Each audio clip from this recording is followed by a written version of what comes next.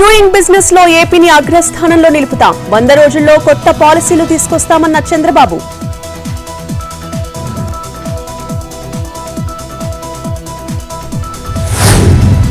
ఖమ్మం గడ్డ కాంగ్రెస్ కు అడ్డా అన్న రేవంత్ రెడ్డి. 2022 రైతు డిక్లరేషన్ లో చెప్పినట్లు రుణమాఫీ చేస్తున్నామన్న సీఎం.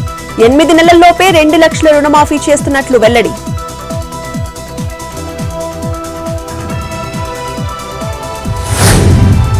ఇవాళ దేశంలో లిఖించదగిన రోజు. దేశ చరిత్రలోనే తొలిసారి 2 లక్షల రుణమాఫీ చేశామన్న డిప్యూటీ సీఎం భట్టి.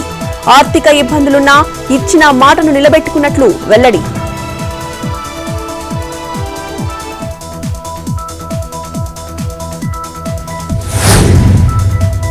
ఆగస్టులోగా రుణమాఫీ చేస్తామని సీఎం దేవుళ్లపై ఒట్టు వేశారు.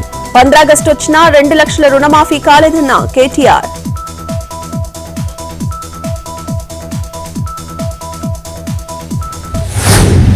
హిందూపురంలో వైసీపీకి బిగ్ షాక్. 9 మంది కౌన్సిలర్లతో టీడీపీలో చేరిన municipal chairperson Indraja.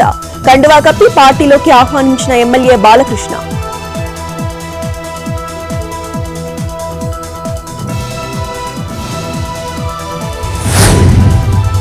Hyderabad LB Nagar లో భారీగా ట్రాఫిక్ జామ్. 5 కిలోమీటర్ల మేర నిలిచిన వాహనాలు.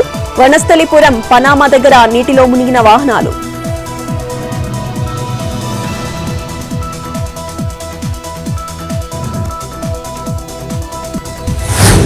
ఢిల్లీలో మణిపురి పౌరులతో రాహుల్ గాంధీ భేటీ.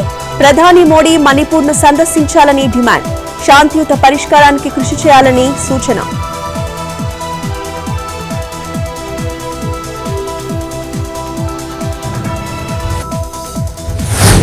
కామారెడ్డి జిల్లా పిట్లంలో యువకుడి జేబులో పేలిన మొబైల్. వెంటనే సెల్ ఫోన్ బయటపడేయడంతో తప్పిన ప్రమాదం.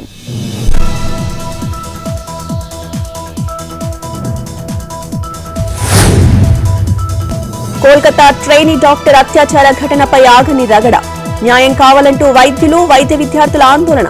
ఆర్జీకర్ కాలేజ్ పూర్వ విద్యార్థుల ఆధ్వర్యంలో ర్యాలీ. కొత్త ప్రిన్సిపల్ సుహిత్రా పాల్ను నిలదీసిన నిరసనకారులు.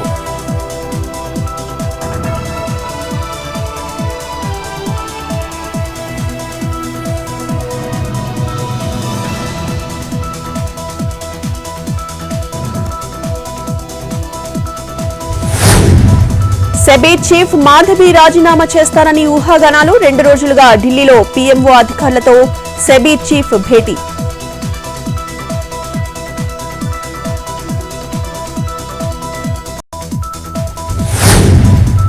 ఆఫ్రికా దేశాల్లో విస్తరిస్తున్న ఎంపాక్స్. హెల్త్ ఎమర్జెన్సీ ప్రకటించిన WHO. ఇప్పటి వరకు 100 మంది మృతి చెందినట్లుగా ప్రకటన.